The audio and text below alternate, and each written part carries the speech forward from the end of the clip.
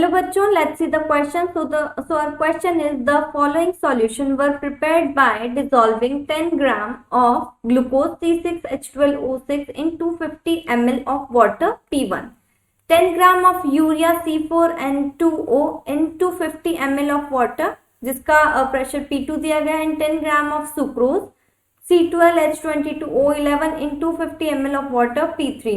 The right option for the decreasing order of osmotic pressure of these solution. तो हमें ये जो solution दिए गए हैं, ठीक है, हमें इनका डिक्रीजिंग ऑस्मोटिक प्रेशर बताना है.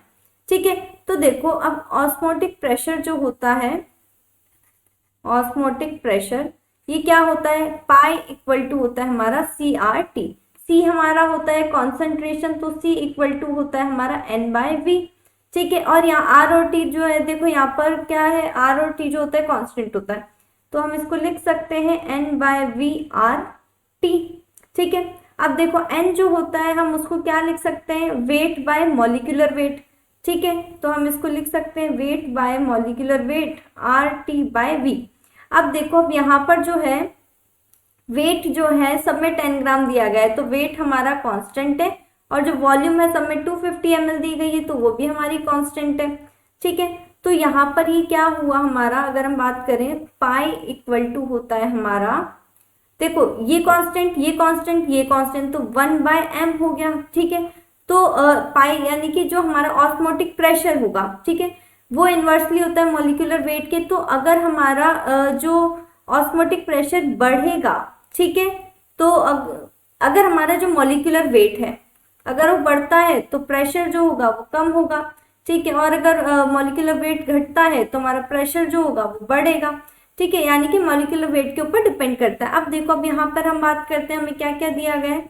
एक हमें दिया गया है ग्लूकोज, एक हमें दिया गया है यूरिया, और हमें दिया गया, देखो ग्लूकोज के लिए दिया गया है P1, यूरिया के लिए दिया गया है हमें P2, एंड इसके अलावा सुक्रोज दिया गया है P3. ठीक है, सुक्रोज दिया गया है P3. अब अगर हम इनके मॉलिक्यूलर वेट की बात करें तो देखो अगर हम इनका मॉलिक्यूलर वेट निकालते भी हैं या फिर अगर हमें याद है तो मॉलिक्यूलर वेट की अगर हम बात करते हैं तो जो ग्लूकोज होता है उसका मॉलिक्यूलर वेट होता है हमारा 180. ठीक है, जो हमारा यूरिया होता है उसका होता है हमारा 60, और सुक्रोज का जो मॉलिक्यूलर वेट होता है हमारा 342 होता है. ठीक है, तो अगर हम मॉलिक्यूलर वेट के अकॉर्डिंग बात करें तो जिसका मॉलिक्यूलर वेट जो होगा सबसे कम होगा उसका प्रेशर हमारा सबसे ज्यादा होगा.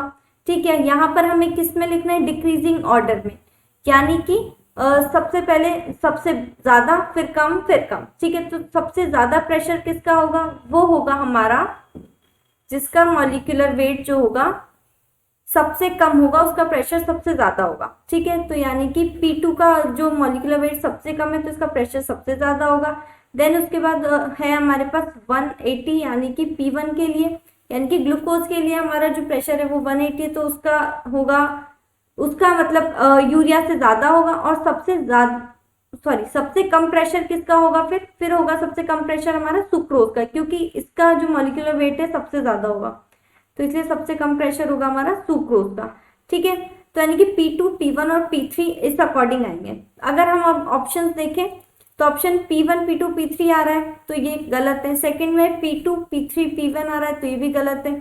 सी जो ऑप्शन है P3, P1, P2 भी गलत है. फोर्थ जो दिया गया है ये है हमारा P2, सबसे ज्यादा होगा प्रेशर P2 का, देन फिर होगा P1 का, एंड सबसे कम होगा P3 का. और हमें डिक्रीजिंग में लिखना था तो सबसे ज्यादा फिर उससे कम फिर उससे कम, हम ऐसे लिखना है.